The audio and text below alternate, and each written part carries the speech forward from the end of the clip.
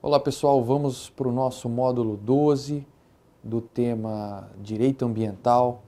E nesse módulo 12 nós vamos falar sobre outras políticas nacionais ligadas à área do meio ambiente, relevantes para a área do meio ambiente. Vamos tratar nesse módulo 12 especialmente da Política Nacional de Recursos Hídricos e da Política Nacional de Educação Ambiental, duas políticas nacionais bastante relevantes para a área do meio ambiente, para o nosso direito ambiental. Nosso módulo 12 se inicia então pela Política Nacional de Recursos Hídricos. Política Nacional de Recursos Hídricos, objeto da Lei 9433 de 1997. É ela que institui a Política Nacional de Recursos Hídricos e cria o chamado Sistema Nacional de Gerenciamento dos Recursos Hídricos. Isso tem uma relevância fundamental na evolução da nossa legislação.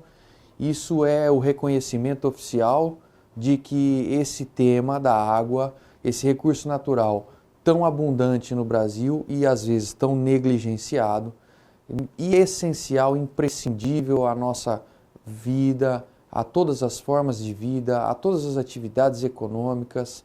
É preciso cuidar de uma maneira melhor desse recurso água, e é por isso que se pensa num sistema mais lógico, coerente, correto, justo de fazer a gestão desse elemento natural. É nessa linha de pensamento que vem a Lei 9433 de 1997. E estabelece logo no seu artigo 1º os grandes fundamentos dessa Política Nacional de Recursos Hídricos. Veja, está lá dito no nosso artigo 1º da Lei 9433 de 97, que a água é um bem de domínio público, a água é um bem de todos, é um recurso natural evidentemente limitado e, por ser limitado, é dotado de valor econômico. Claro que isso para nós é um pouco difícil de enxergar o que a natureza oferece em abundância. Parece-nos às vezes que não tem valor, mas é evidente o valor econômico da água. É evidente que isso tem que ser de algum modo contabilizado, isso tem que ser de algum modo quantificado. Um outro fundamento da política de recursos hídricos: em situações de escassez, o uso prioritário é o consumo humano e a dessedentação de animais. Quer dizer, a água é utilizada em tantas atividades, especialmente em grandes quantidades, em muitas atividades econômicas, mas a lei deixa claro que em situações críticas, em situações de escassez, a prioridade é para o consumo humano e de animais. Veja que o Estado de São Paulo viveu uma grave crise nos últimos anos e essa disposição da lei foi sempre lembrada para dizer que o uso prioritário é o consumo humano. Bom, outro fundamento é que a gestão dos recursos hídricos deve propiciar um uso múltiplo das águas, né?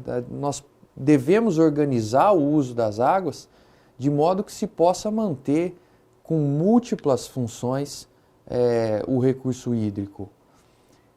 Outro fundamento da Política Nacional de Recursos Hídricos: a bacia hidrográfica é o conceito, é a unidade territorial que deve ser utilizada para a implementação da política nacional e a atuação desse sistema de gerenciamento.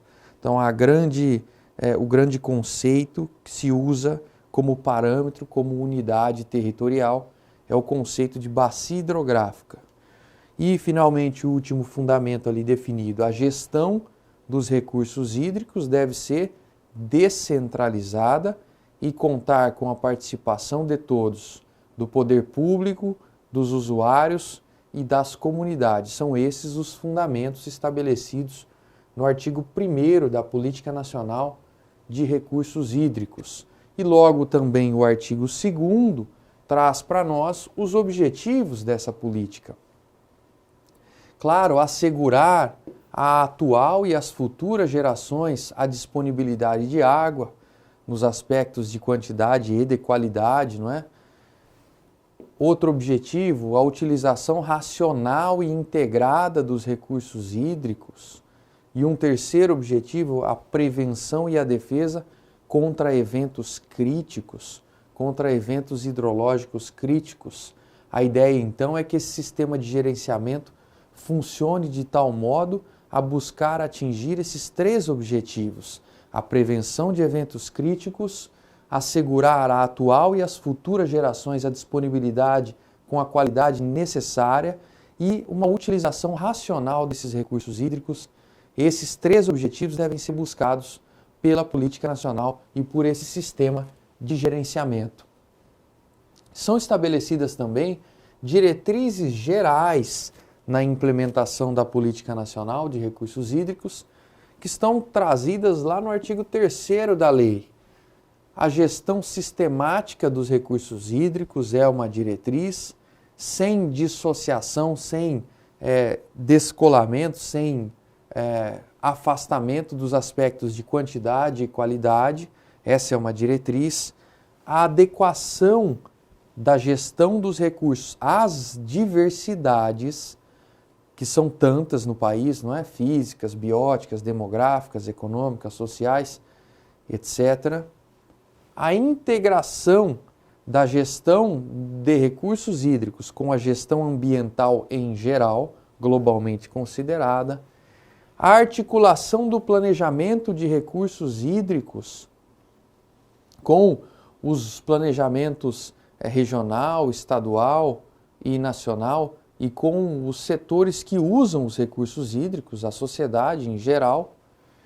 A articulação da gestão de recursos hídricos com a do uso do solo e, finalmente, a integração da gestão das bacias hidrográficas com a dos sistemas estuarinos e zonas costeiras. Essas são as grandes diretrizes de atuação, de implementação da Política Nacional de Recursos Hídricos. Um dispositivo fundamental da Lei 9433 de 97 é aquele que trata dos instrumentos dessa política de recursos hídricos. Veja que de nada adianta referir-se a princípios, diretrizes, objetivos, se não houver instrumentos adequados a fazer isso. O mais importante é que a lei traga esses instrumentos, e a Lei 9433 de 97 fez isso, trazendo lá os instrumentos da Política Nacional de Recursos Hídricos, que são enumerados assim: planos de recursos hídricos, o enquadramento dos corpos d'água em classes, em categorias, a chamada outorga dos direitos de uso de recursos hídricos, a cobrança pelo uso de recursos hídricos, a compensação a municípios e, finalmente, o sistema de informações sobre recursos hídricos. Esses são os instrumentos da política nacional e deles nós destacamos alguns que nos parecem os mais relevantes e de que nós devemos tratar. Em primeiro lugar, os planos de recursos hídricos estão previstos no artigo 6º da Lei 9433 e são propriamente planos que devem dirigir, orientar a implementação da Política Nacional de Recursos Hídricos. São planos diretores para fundamentar e orientar o gerenciamento dos recursos hídricos. E eles devem ter as seguintes características, também previstas na Lei de Política Nacional de Recursos Hídricos, mais propriamente nos artigos 7º e 8º. Vejam então que esses planos devem ser de longo prazo, que esses planos devem ter um seguinte conteúdo mínimo. Bom, um diagnóstico da situação atual dos recursos hídricos, uma análise para o futuro das alternativas que se demonstram, um balanço entre a disponibilidade e as demandas futuras, metas para racionalizar o uso, metas para aumentar a quantidade, metas para melhorar a qualidade e, que mais? Medidas, programas, projetos para atender as metas. Finalmente, diretrizes e critérios para a cobrança do uso da água e propostas para criar áreas com restrição de uso, para melhor proteção de recursos hídricos. E, finalmente, esses planos devem ser elaborados por bacia hidrográfica, por estado e para o país todo. Assim devem ser definidos, elaborados esses planos. Um outro instrumento relevante da Lei de Política Nacional de Recursos Hídricos é o enquadramento de corpos d'água em classes, em categorias, segundo o uso preponderante que se dá à água daquele determinado corpo, daquele determinado curso. E esse enquadramento é relevante porque, de fato, distingue situações em que corpos d'água são usados preponderantemente para abastecimento público, em outros casos para extração para a indústria, em outros casos para encaminhamento, condução de efluentes da própria indústria. Então, nós precisamos dessa classificação dos corpos d'água para dar um mínimo de organização e de possibilidade de manutenção de algo equilibrado no que se refere aos recursos hídricos. Um outro instrumento bastante falado da Lei de Política Nacional de Recursos Hídricos é o chamado regime de outorga dos direitos de uso da água. É um método pelo qual o Estado, de algum modo, efetua um controle quantitativo e qualitativo dos usos que se referem ao recurso hídrico, que se referem à água, e, de algum modo, consegue organizar essa gestão. Por meio desse sistema de outorga, então, estão sujeitos a esse tipo de autorização do Estado, a rigor, quaisquer usos significativos, consideráveis dos recursos hídricos. Você pode encontrar essa disposição no artigo 12 da lei, e lá você vê que ficam sujeitos à outorga pelo poder público todos esses tipos de usos da água ali enumerados. Captação de parcela da água, extração de água de um aquífero subterrâneo, lançamento de esgotos ou resíduos quaisquer num corpo d'água, aproveitamento de potenciais hidrelétricos e, a rigor, conforme dito lá no inciso 5º, quaisquer outros usos que alterem de algum modo o regime, a quantidade ou a qualidade da água existente em um corpo d'água. As outorgas, esse instrumento da outorga, deve respeitar evidentemente aquilo que está estabelecido no plano, nos planos aplicáveis àquela região, e também a classe, a categoria em que se enquadra o corpo d'água, conforme aquele instrumento anterior, o enquadramento de corpo d'água em classes. E também deve a outorga pensar na preservação do uso múltiplo do corpo d'água para permitir um maior benefício social daquele determinado instrumento. Por fim, é preciso ainda dizer com relação à outorga que ela é concedida por ato de autoridade, da autoridade competente em cada esfera, seja no Poder Executivo Federal, seja nos estados ou ainda no Distrito Federal. Ela se dá por prazo determinado, não excedente a 35 anos, no máximo 35 anos. Esse prazo é renovável, essa outorga pode se renovar, mas deixando claro que a outorga não implica de modo algum a alienação das águas, que são propriamente bens públicos inalienáveis. É um simples direito de seu uso. Isso está claro no artigo 18 da Lei 9433 de 97. Ainda é preciso referir que, claro, a outorga pode ser suspensa.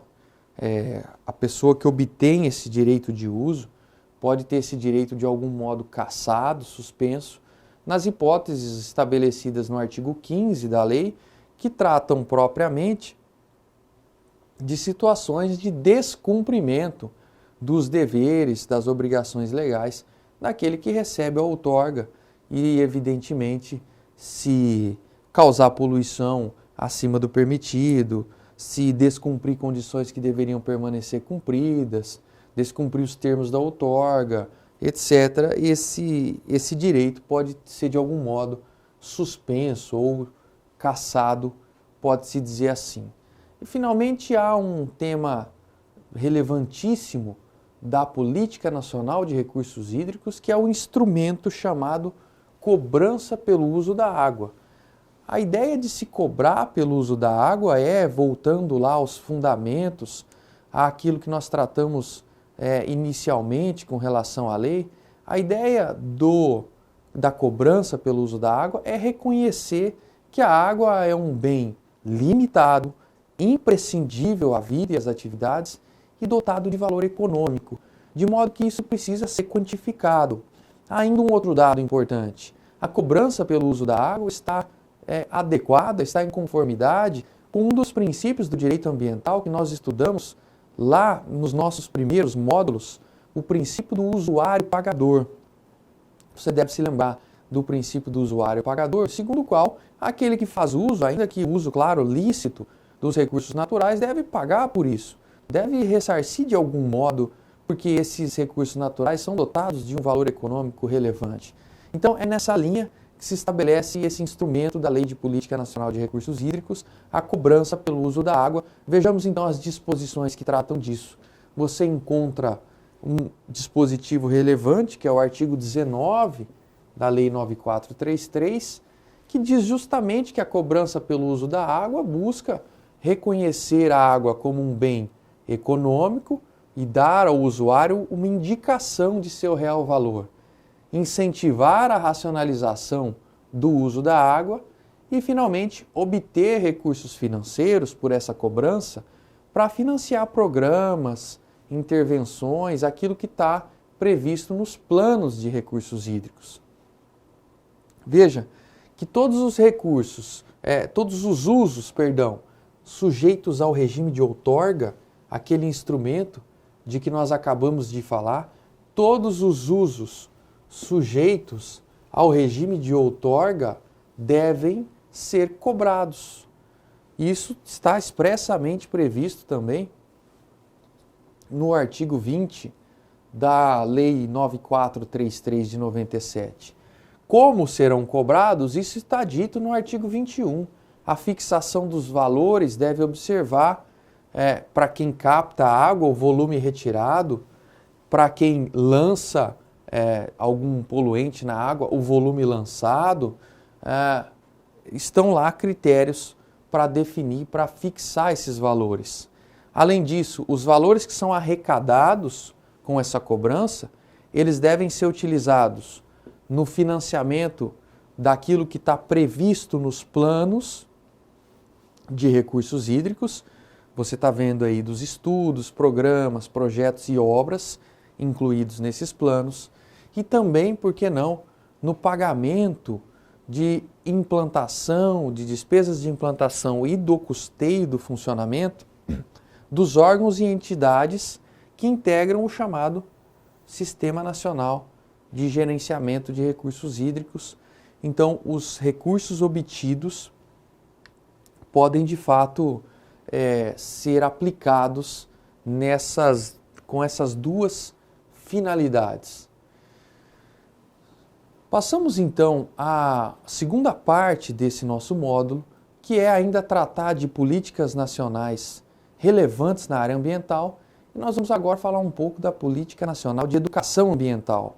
A Política Nacional de Educação Ambiental, também prevista na legislação brasileira, traz importantes reflexos, porque de fato a educação ambiental é um importante momento de todo o processo de conscientização, de todo o processo de formação de uma ética ambiental.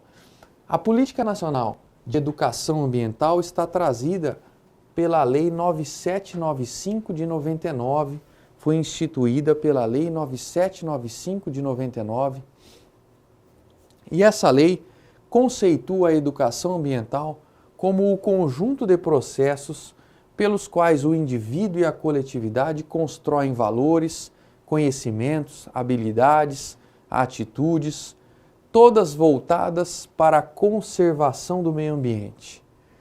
E define a educação ambiental como um componente essencial e permanente da educação nacional, que deve estar presente em todos os níveis e modalidades do processo educativo em caráter formal e não formal. Essas previsões iniciais da Política Nacional de Educação Ambiental deixam claro a importância do tema e demonstram que é um tema de fato interdisciplinar, no qual convergem tanto a proteção ambiental como o interesse na educação nacional, na educação do povo, na conscientização do povo. O artigo 3º da Lei de Política Nacional, da Lei de Política Nacional de Educação Ambiental, envolve nessa tarefa de promover a educação ambiental todos os setores da sociedade, dizendo lá que incumbe ao poder público definir políticas públicas que incorporem a dimensão ambiental, promover a educação ambiental em todos os níveis. Depois, incumbe às instituições educativas, sejam elas públicas ou privadas, promover a educação ambiental de maneira integrada aos programas educacionais que são ali desenvolvidos. Aos órgãos integrantes do SISNAMA, do Sistema Nacional de Meio Ambiente, também promover ações de educação ambiental integradas aos seus programas de conservação, de melhoria do meio ambiente. Envolve também a Lei de Política Nacional de Educação Ambiental, envolve os meios de comunicação de massa que devem colaborar na tarefa de promover e de disseminar informações e práticas educativas sobre o meio ambiente. Envolve todas as empresas, entidades de classe, instituições públicas ou privadas, que devem, de algum modo, capacitar os seus trabalhadores para cuidar da questão ambiental, inclusive do ambiente do trabalho. E, por fim, envolve a sociedade como um todo, que deve manter atenção permanente para a formação desses valores, para uma atuação voltada aos problemas ambientais. Estão estabelecidos também na lei princípios básicos da educação ambiental.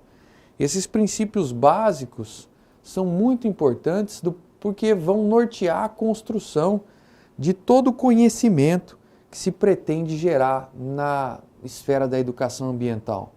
Veja que você encontra lá no artigo 4º esses princípios em 8 incisos, os quais nós vamos fazer questão de frisar. Veja, são princípios básicos da educação ambiental. Em primeiro lugar, um enfoque humanista, holístico, democrático e participativo. Segundo, a concepção do meio ambiente na sua totalidade, considerando a interdependência entre o meio ambiente natural, o socioeconômico e o cultural, sempre sob o enfoque da sustentabilidade. Terceiro, o pluralismo de ideias e concepções pedagógicas, na perspectiva da da multi e da transdisciplinaridade. Inciso 4º, a vinculação entre a ética, a educação, o trabalho e as práticas sociais. Inciso 5º, a garantia de continuidade e permanência do processo educativo. Inciso 6º, a permanente avaliação crítica do processo educativo. Inciso 7º, a abordagem articulada das questões ambientais locais, regionais, nacionais e globais. E, finalmente, inciso 8º, o reconhecimento e o respeito à pluralidade e à diversidade individual e cultural. Esses são, portanto, os princípios que devem nortear a construção da educação ambiental no Brasil e devem nortear todos aqueles participantes desse processo de educação ambiental que estão previstos no artigo 3º, a que nós já nos referimos. São estabelecidos também, na Lei 9795 de 99, os objetivos fundamentais da educação ambiental. Esses objetivos fundamentais estão previstos no artigo 5º da Lei de Política Nacional de Educação Ambiental e, evidentemente, mantém relação com aqueles princípios básicos. Os princípios básicos devem nos direcionar, nos dar sentido para atingir esses objetivos referidos no artigo 5º da Lei 9795. Finalmente, é bastante importante frisar que a Política Nacional de Educação Ambiental, a Lei de Política Nacional de Educação Ambiental, nos rememora que a educação não se resume a uma educação formal, ao ensino formal. A educação é algo com que se pode trabalhar, a educação é um objetivo que se pode buscar nas diversas esferas, nos diversos ambientes da vida em sociedade. Evidentemente, a escola, formalmente considerada, é onde se exerce esse objetivo num caráter primordial, é onde a sociedade trabalha com mais ênfase para construir conhecimentos e construir seres humanos conscientes. Mas a educação é algo que se pode exercer em ambientes não formais. A educação é algo de que pode participar a sociedade, de que pode participar, como você já viu, o poder público, de que pode participar um meio de comunicação, de que pode participar uma empresa. E é por isso que a Lei 9795, a Lei de Política Nacional de Educação Ambiental, faz questão de frisar que a educação ambiental deve se desenvolver nas duas esferas, na educação formal e na educação não formal. Vejamos as disposições da lei sobre esse tema. O artigo 8º já frisa que as atividades vinculadas à política nacional devem ser desenvolvidas na educação em geral e na educação escolar. Em seguida, o artigo 9º nos lembra que ela deve se desenvolver tanto no ensino formal quanto na educação não formal. É importante observar que no ensino formal, aquele que ocorre no âmbito dos currículos das instituições de ensino, a educação ambiental deve estar presente em todas as fases, em todas as etapas. Veja, na educação básica, que envolve educação infantil, educação fundamental e ensino médio, na educação superior, na educação especial, na educação profissional, na educação de jovens e adultos. Isso está previsto no artigo 9º. Também o artigo 10 nos dá importantes subsídios sobre a educação ambiental no nível ou na esfera do ensino formal, dizendo que essa deve ser uma prática educativa integrada, contínua e permanente em todos os níveis e modalidades do ensino formal. Diz mais, diz que como a educação ambiental é uma área do conhecimento claramente transdisciplinar, a educação ambiental deve ser desenvolvida de maneira transversal, isto é, deve estar presente nas diversas disciplinas dos currículos de ensino, não devendo ser implantada como disciplina específica no currículo de ensino. Então, não se deve encontrar no ensino básico, não se deve encontrar, como regra no ensino formal, não se deve encontrar uma disciplina, educação ambiental. Não, essa perspectiva da educação ambiental deve marcar a presença em todas as disciplinas do currículo escolar, como dito pela lei, de maneira transversal. Veja que somente nos cursos de pós-graduação, extensão e áreas voltadas ao aspecto metodológico da educação ambiental é que é possível a criação de uma disciplina específica. Ainda, nos cursos de formação e especialização técnico-profissional, deve ser incorporado um conteúdo que trate da ética ambiental naquelas atividades profissionais relacionadas ao curso. E a dimensão ambiental deve constar dos currículos de formação dos professores, em todos os níveis e em todas as disciplinas. Desse modo, percebe-se que a educação formal tem esse caráter, a educação ambiental no âmbito da educação formal, segundo a Lei 9795 de 99, deve ter esse caráter de ser transversal e, como regra, não constituir uma disciplina específica para isso, a não ser nos cursos de pós-graduação, de extensão. Aí isso é possível.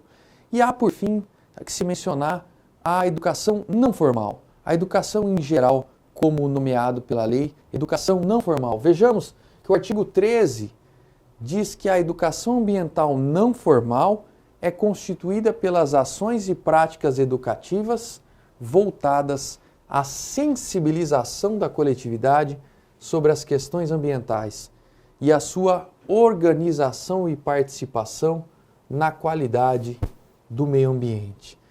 Dada a importância desse aspecto da educação ambiental não formal, a própria lei, no seu artigo 13, no parágrafo único do artigo 13, diz que o poder público deve incentivar essa educação não formal. Por exemplo, induzindo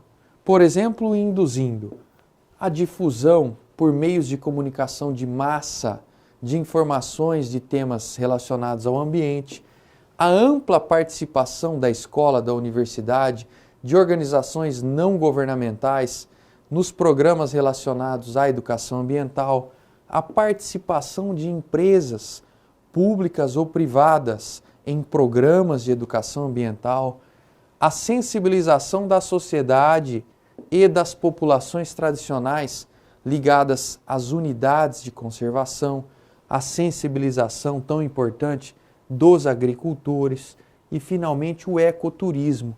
Tudo isso, nessa visão da Lei 9795, é importante para desenvolver um ambiente propício a atingir resultados na educação não formal, nessa educação que se dá fora das escolas. Eram essas as observações de destaque sobre a Política Nacional de Educação Ambiental e no próximo módulo nós continuamos a tratar de outras políticas nacionais relevantes na esfera ambiental. Até lá!